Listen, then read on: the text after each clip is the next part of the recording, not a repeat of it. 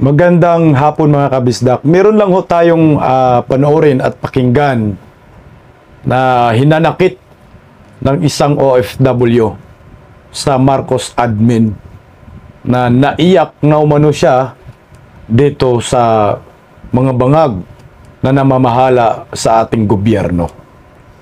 At meron pa siyang hamon.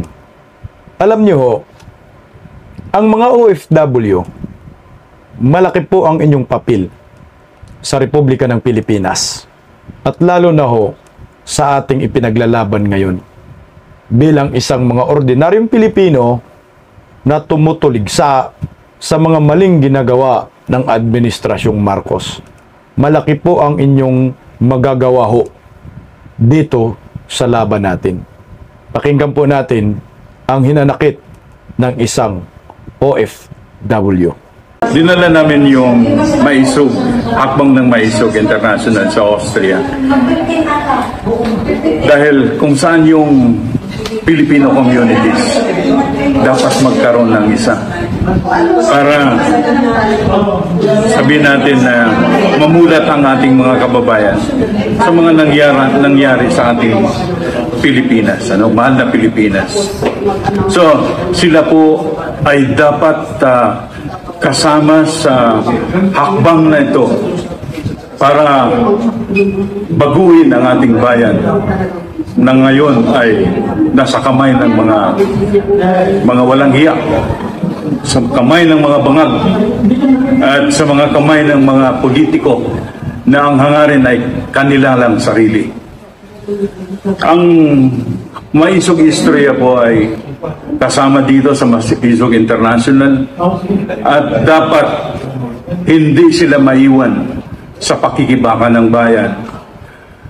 Bakit po yung nangyari sa Pilipinas, nakikita namin dahil araw-araw po ang Filipino community dito sa Austria tumitingin po at nanonood po sa SMNI, sa mga vloggers na nagbibigay ng totoong report.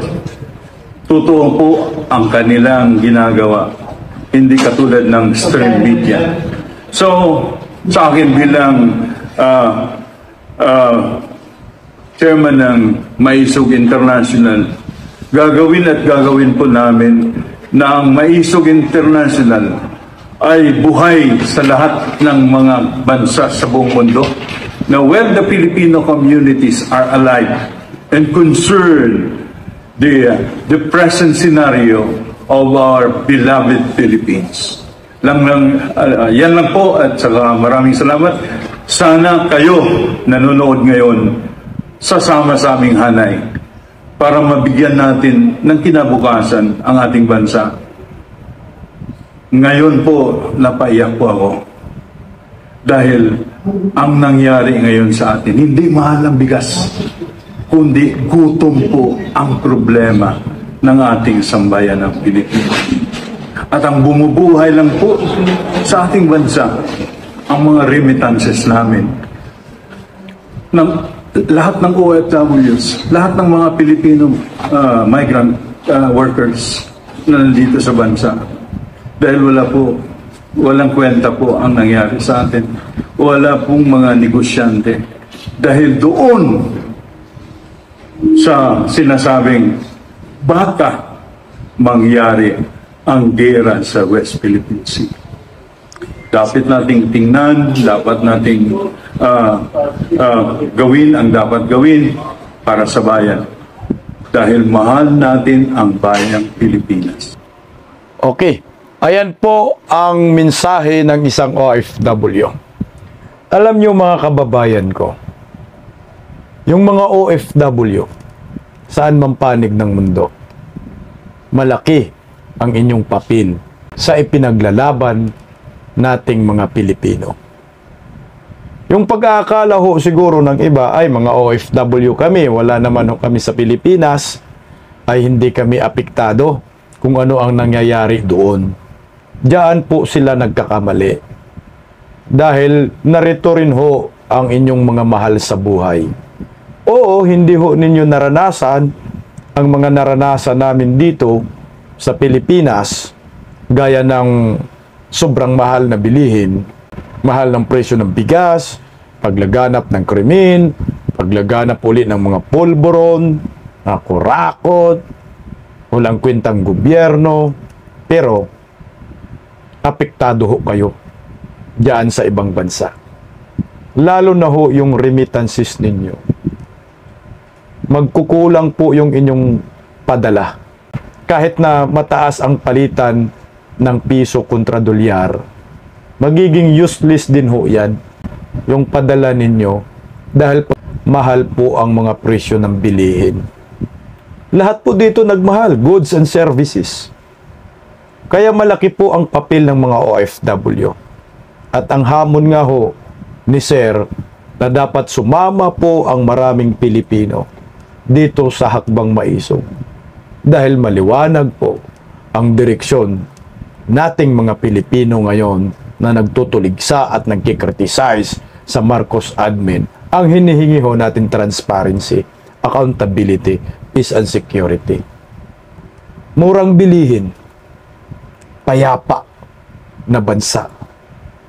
Ayaw natin ng digmaan. Sa buhay ng maraming Pilipino ngayon, isa pong miserable. Dahil hindi ito ang ginusto ng mga bumuboto kay Da Junior. Ang kanilang expectation sa pamahalaang ito under Marcos Admin Jr. ay magandang Pilipinas. Golden Age era ika nga. Mura lahat ng bilihin. Malaking kita ang bawat Pilipino. Trabaho ang hinihintay ng bawat Pilipino. Pero nabaliktad ho. Dahil kagutuman ang naranasan ho natin ngayon. Same din sa panawagan ng isang OFW. Sumama ho kayo sa panawagan ng Hakbang Maisog at ng maraming Pilipino. At maraming salamat sa OFW na ito dahil na-recognize niya ang papel ngayon ng mga political vlogger. Iba na kasi ngayon ang mainstream media. Wala na tayong maaasahan dyan dahil may mga busal na ho sila. Ano ang gagawin ng bawat Pilipino? Hindi ko mo OFW ka, wala kang pakialam. Malaki po ang inyong pakialam at may karapatan po kayong mag-demand sa gobyernong ito. Ayun nga ho si Sir, sa remittances na lang umaasa ang Marcos admin. Pues, mag-demand ho kayo ng magandang serbisyo. Kung hindi kaya ibigay ng gobyernong ito ang inyong demand, abaho, mas maganda, sabay-sabay tayo manawagan na mag-resign na dapat itong si Da Junior bilang isang presidente ng Republika ng Pilipinas.